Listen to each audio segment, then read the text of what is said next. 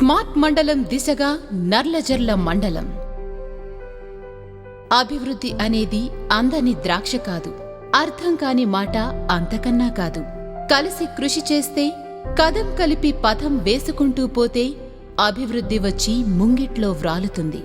గ్రామం, మండలం, జిల్లా, రాష్ట్రం, చివరికి దేశ రూపురేఖల్ని సైతం మార్చివేస్తుంది. ఈ విషయాన్ని ఓ మండలం మనస్ఫూర్తిగా నమ్మింది. అక్కడ నాయకులు, అధికారులు, ప్రజలు అందరూ కలిసి అభివృద్ధే ధ్యేయంగా అడుగులు వేశారు. అనుకున్నది సాధించే దిశగా నడుస్తున్నారు. ఆ మండలం ఆంధ్రప్రదేశ్ పశ్చిమ గోదావరి జిల్లాలోని 48 మండలాల్లో ఒకటైన నర్లజర్ల మండలం.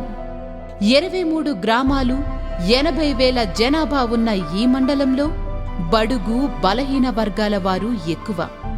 ఈ మండలంలో అభివృద్ధి అనేది నిజంగా అందని ద్రాక్షే, అందరికీ అర్థం కాని మాటే. తగినన్ని వనరులు ఉన్నా వినియోగించుకోవడం రాకపోవడం వల్లనూ, అభివృద్ధి చేయాలనే ఆలోచన ఎవరికీ లేకపోవడం వల్లనూ ఈ మండలంలో అభివృద్ధి అంతంత మాత్రంగానే ఉండిపోయింది. సరైన రోడ్లు లేవు, మురుగునీరు పోయే మార్గం లేదు, త్రాగునీటి వసతులు లేవు. వీధులన్నీ చెత్త చెదారం, ఎక్కడ పడితే అక్కడ బహిరంగ మల విసర్జన, ఎక్కడ చూసినా అనారోగ్యం. ఇది ఈ మండలంలోని గ్రామాల పరిస్థితి. ఇది ఇప్పటి మాట కాదు, ఇది 2 సంవత్సరాల క్రితం మాట. అలాంటి పరిస్థితుల్లో ఒక్క అడుగు స్వచ్ఛత వైపు, మరో అడుగు అభివృద్ధి వైపు వేసిన ఓ 2 అడుగులు ఎంతో మందిని ఆకర్షించాయి. వాళ్లందరినీ అటువైపు అడుగులు వేసేలా చేశాయి. అన్ని గ్రామాలలో అతి తక్కువ కాలంలో ఊహించని అభివృద్ధిని చవిచూసేలా చేశాయి. గ్రామాల రూపురేఖలు మారేలా చేశాయి. ఆ 2 అడుగులు ముందుగా వేసింది ఎవరో కాదు, మన జిల్లా పరిషత్ చైర్మన్ శ్రీ ముళ్లపూడి బాపిరాజు గారు అయితే, ఆయనకు స్ఫూర్తిగా నిలిచింది మాత్రం మన ముఖ్యమంత్రి చంద్రబాబు నాయుడు గారు.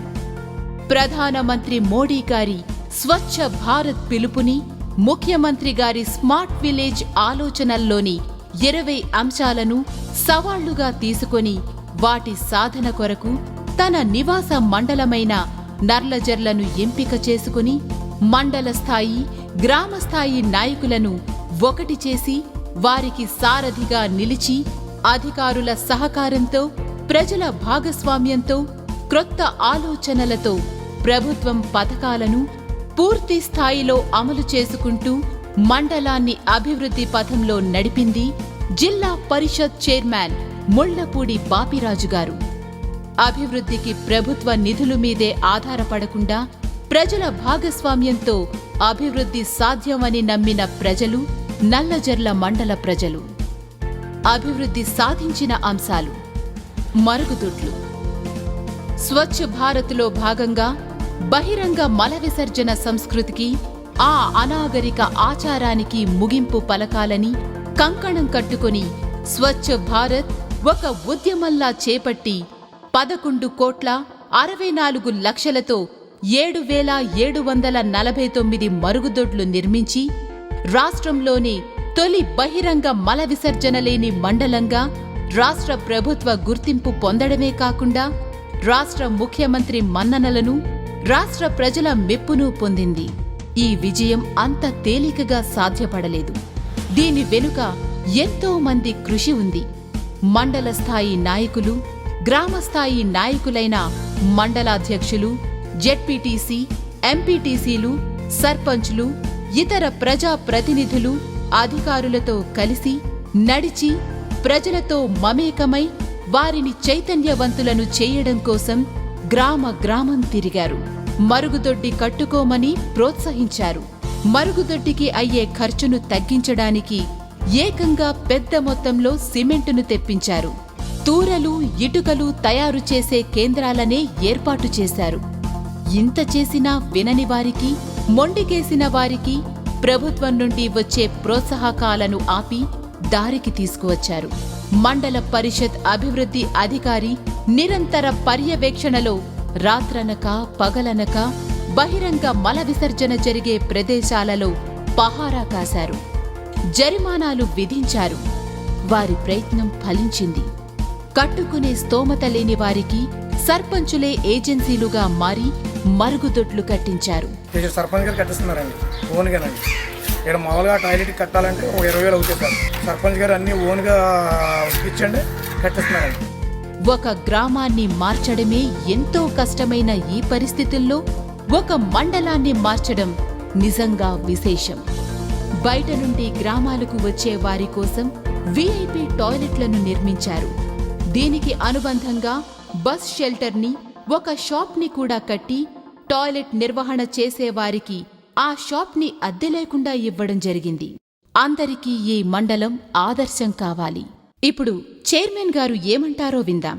మన ప్రీతం ముఖ్యమంత్రి నారా చంద్రబాబు నాయుడు గారి యొక్క స్ఫూర్తితో ఆయన ఆశయాలకు అనుగుణంగా 66 సంవత్సరాల వయసులో ఆయన పడుతున్నటువంటి కష్టం, కఠోర శ్రమ కేవలం ఆయన ఒక్కరిని స్ఫూర్తిగా తీసుకుని పనిచేస్తూ ఉన్నాం. ఇవాళ ఆయన పిలిపించారు. స్మార్ట్ విలేజెస్, స్మార్ట్ వార్డ్స్ని కంప్లీట్ చేసి 2022 నాటికి ఈ రాష్ట్రాన్ని భారతదేశంలోనే 3 రాష్ట్రాల్లో ఒక రాష్ట్రంగా చేయాలని, 2029 నాటికి ఈ రాష్ట్రాన్ని మొత్తం భారతదేశంలో ప్రప్రథమ రాష్ట్రంగా చేయాలని, 2050 నాటికి ప్రపంచ దేశాల్లో ఈ రాష్ట్రాన్ని అత్యుత్తమ స్థాయి రాష్ట్రంగా తీర్చిదిద్దాలని ప్రయత్నం చేస్తూ ఉన్నారు. అందరికీ నమస్కారం. నా పేరు జన్మల వీర వెంకట సతీష్. నేను నల్లజర్ల మండలం ఎంపీపీగా ఉన్నాను. మా మండలంలో పూర్తిగా చంద్రబాబు నాయుడు గారు ఆదేశాల ప్రకారం జిల్లా పరిషత్ చైర్మన్ గారు మండపూడి బాబురాజు గారు, ఎమ్మెల్యే గారు, అలాగే మండలంలో ఉన్న సర్పంచులు, ఎంపీటీసీలు, ప్రజాప్రతినిధులు అందరి సహకారం, అలాగే మండల అధికారులు, ఎండిఓ గారు, మొత్తం మండలంలో ఉన్న అన్ని అధికారులని కోఆర్డినేట్ చేసుకుంటూ పూర్తిగా ఈ మండలంలో బాత్రూమ్ కట్టడం జరిగింది. మెటీరియల్ కూడా వాళ్ళకి సిమెంట్ కంపెనీల నుంచి తెప్పించిన ఇటుక, మొత్తం ఈ వరలు అన్నీ మన వాళ్ళతో తయారు చేయించి పూర్తిగా వాటిని కట్టడానికి అధికారులతోటి ప్రతిరోజు మానిటరింగ్ చేసుకుంటూ ప్రజాప్రతినిధులతోటి కట్టడం పూర్తయింది. పారిశుద్ధ్యం విషయంలో గ్రామాలు పరిశుభ్రంగా ఉండాలని, ప్రజలంతా ఆరోగ్యంగా ఉండాలని పారిశుద్ధ్యం మీద దృష్టి పెట్టారు. ప్రతి గ్రామంలో సాలిడ్ వేస్ట్ మేనేజ్మెంట్ విధానాన్ని అమలు చేశారు. వారు దానికోసం ఉపాధి హామీ పథకం ద్వారా ముందుగా ఒక డంపింగ్ యార్డ్ని నిర్మించారు. ఊరిలో ప్రతి ఇంటి నుండి పంచాయతీ సిబ్బంది ద్వారా తడి చెత్తను, పొడి చెత్తను వేరువేరుగా సేకరించి, పొడి చెత్తను రీసైకిల్ చేయడం ద్వారా తడి చెత్తను ఎరువుగా మార్చి అది అమ్మడం ద్వారా పంచాయతీకి ఆదాయం సమకూర్చారు. ఇప్పుడు ఈ మండలంలో ఎక్కడా చెత్త అనేది కనిపించదు. అయితే ఈ కార్యక్రమంలో ప్రత్యేకంగా చెప్పుకోవాల్సిన విషయం నిరుద్యోగులకు ఉపాధి కల్పించడం.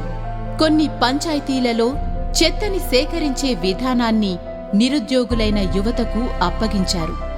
వారితో అగ్రిమెంట్ చేసుకుని వారికి కావలసిన సామాగ్రిని సమకూర్చి ప్రతి ఇంటి నుండి కొంత సొమ్మును యూజర్ ఛార్జీగా వసూలు చేసుకునే అవకాశం కల్పించి తద్వారా వారికి జీవనోపాధిని కల్పించడమే కాకుండా స్వచ్ఛ భారత్ వైపు నడిపించారు. సర్పంచ్ ఏమంటారో విందాం. నా పేరు పశుపతి రతీష్ అండి. నేను మన జరిగిన 2013 పంచాయతీ ఎలక్షన్స్లో ఇక్కడ సర్పంచ్ కింద ఎలక్ట్ అయ్యాను. ఈ 3 సంవత్సరాల్లో మన అధికారంలోకి వచ్చిన తర్వాత మా ఊళ్ళో 750 టాయిలెట్స్ కట్టడం జరిగిందండి.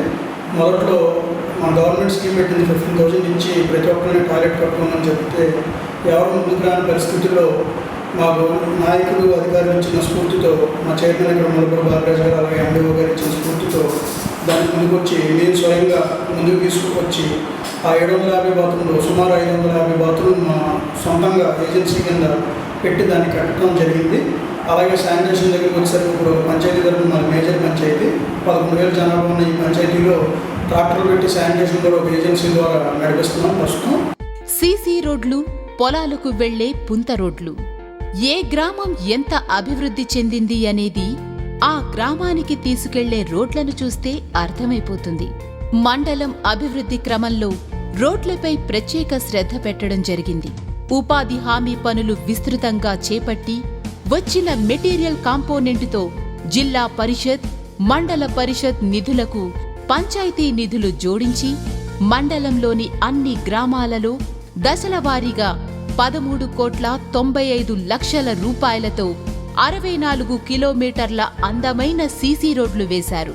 అండర్ గ్రౌండ్ డ్రైనేజ్ సిస్టమ్కి శ్రీకారం చుట్టారు. 11,25,00,000 రూపాయలతో 138 కిలోమీటర్ల పొడవైన డ్రైనేజ్ ని నిర్మించారు. ఇప్పుడు ఈ మండలంలోని అన్ని గ్రామాలలో ఎక్కడా మురుగునీరు కనిపించదు. ఇది ఒక వినూత్న ప్రయోగం.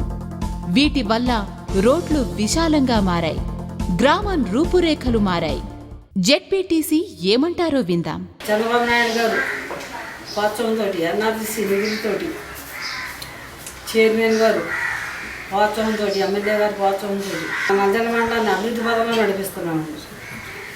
సర్పంచులందరూ కూడా ప్రతి ఒక్క సర్పంచ్ మాకు అనుకూలంగా ఉండి మాతో సహకరించి గ్రామాలని, ప్రతి గ్రామాలు 23 గ్రామాలండి నంద్యాల మండలం, 23 గ్రామాల సర్పంచులు మాకు సహకరించి అందరూ మా మాట, అందరూ ఒకే మాట ఒకే బాట, ఆ విధంగా ప్రతి గ్రామం అభివృద్ధి చేయగలిగాము.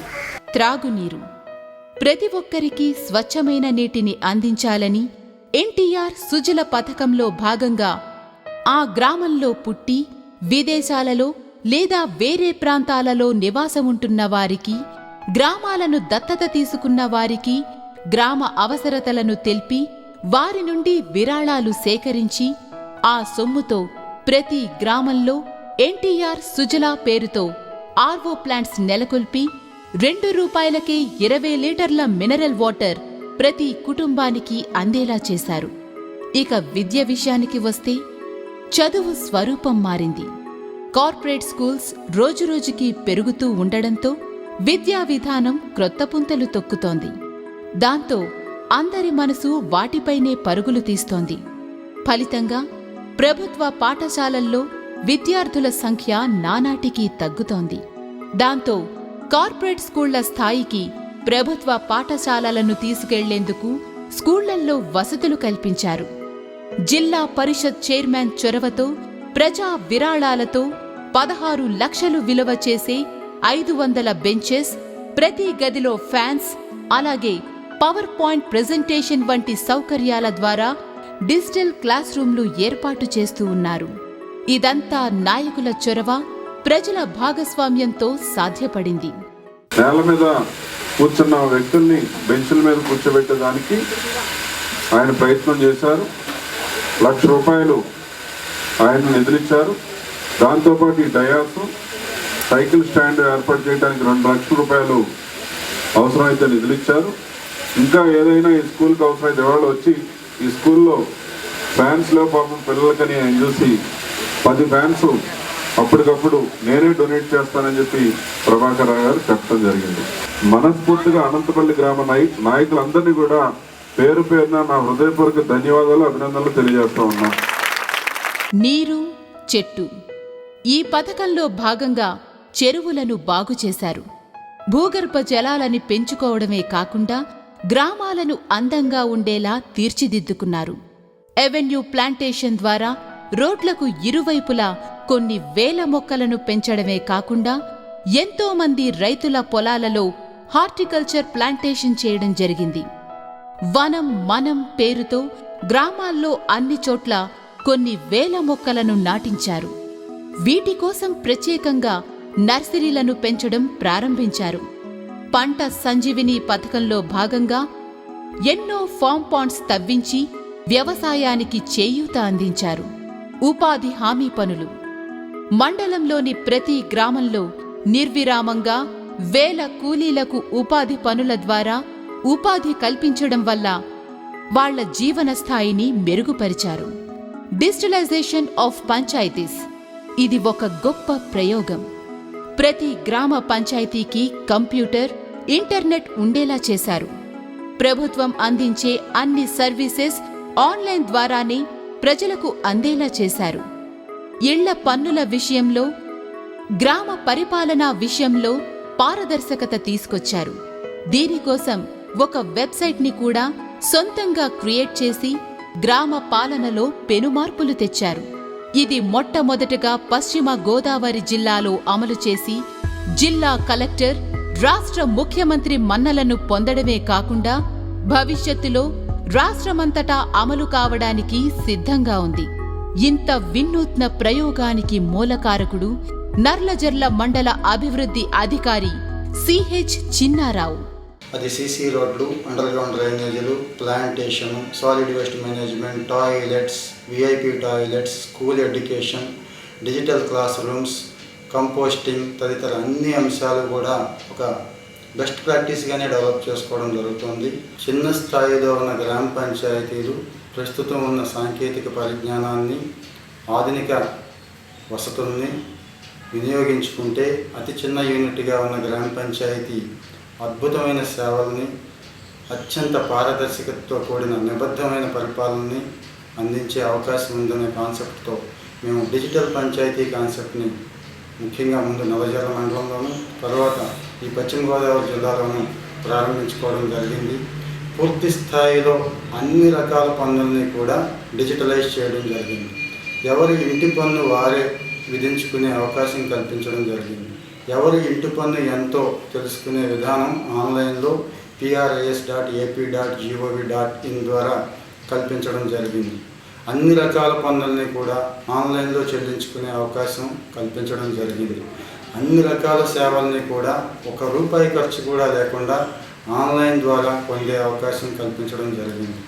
అలాగే అన్ని రకాల సర్టిఫికెట్లు, ఒక గ్రామ పంచాయతీ స్థాయిలో విడుదల చేసే అన్ని రకాల సేవలు మరియు సర్టిఫికెట్లను ఎటువంటి రుసుము లేకుండా మొబైల్ ఓటీపీ ద్వారా ఉచితంగా పొందే అవకాశం అందరు ప్రజలకి, మళ్ళీ ఎటువంటి మధ్యవర్తుల్ని, ఈ సేవ తదితర సంస్థలను కూడా సంప్రదించే అవసరం లేకుండా ఎవరికి వారే డౌన్లోడ్ చేసుకునే అవకాశం కల్పించడం జరిగింది. ఇది భారతదేశంలోనే మేము మొట్టమొదటిగా చేస్తున్న ప్రయోగం. గ్యాస్ ఒకప్పుడు పేదవాని కల. నిన్న మొన్నటి వరకు ఎక్కడ చూసినా కట్టెల పొయ్యలు, కిరోసిన్ స్టవ్వులు ఉన్నవాళ్లకు, మధ్యతరగతి వాళ్లకే అందుబాటులో ఉన్న గ్యాస్ ఈరోజు దీపం పథకం ద్వారా 6,000 కనెక్షన్స్ ఇచ్చి ప్రతి పేద కుటుంబానికి గ్యాస్ చేరేలా చేసి నర్లజర్ల మండలాన్ని మొట్టమొదటి పొగరహిత మండలంగా మార్చారు. ఇప్పుడు పొగ పోయింది, కాలుష్యం తగ్గింది, ఆడపడుచుల ముఖాల్లో చిరునవ్వు వెలిసింది. ఇదివరకు కట్టెల పొయ్యితో చాలా ఇబ్బంది పడ్డామండి. ఆరోగ్యం కూడా చాలా ఇబ్బంది పడ్డామండి. ఇప్పుడు ఈ దీపం పథకం వచ్చాక చాలా సౌకర్యంగా ఉందండి. ఆరోగ్యం కూడా బాగుంటుందండి. వీధి దీపాలు విద్యుత్ని ఆదా చేయాలనుకున్నారు. పంచాయతీలపై విద్యుత్ బిల్లుల మోతను తగ్గించుకోవాలనుకున్నారు. అందుకే గ్రామ వీధుల్లో ట్యూబ్లైట్స్ కి బదులు LED బల్బులు అమర్చారు. ఆరోగ్యంపై దృష్టి పెట్టారు. ప్రైమరీ హెల్త్ సెంటర్లను ఆధునీకరించారు. అనునిత్యం సిబ్బంది సేవలు గ్రామస్తులకు అందుబాటులో ఉండేలా చేసి ఈ రోజు మండలంలో మాతా శిశు మరణాలు లేకుండా చేశారు. ప్రసవాలన్నీ ఆస్పత్రులలోనే జరిగేలా చూశారు. ఈ మండలం ఇంత అభివృద్ధిని సాధించిందంటే దానికి కారణం సమిష్టి కృషి, నాయకుల చొరవ, అధికారుల నడిపింపు, ప్రజల భాగస్వామ్యం, పథకాలపై అవగాహన, వాటి అమలు తీరు. ఈ మండలం రాష్ట్రంలోని ప్రప్రథమ స్మార్ట్ మండలంగా మారి అందరికీ ఆదర్శం కావాలని ఆశిద్దాం.